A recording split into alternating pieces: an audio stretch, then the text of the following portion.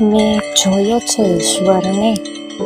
મેં જોયો છે ઈશ્વરને પતંગિયામાં રંગ ભરતો હતો.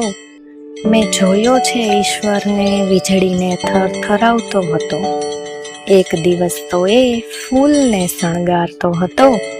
મેઘધનુષ્યને ચિતરતો હતો ત્યારે તો તે રમણીય લાગતો હતો.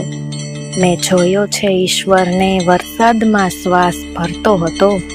વાદળોમાં નીર ભરતો હતો ત્યારે પણ મેં જોયેલો.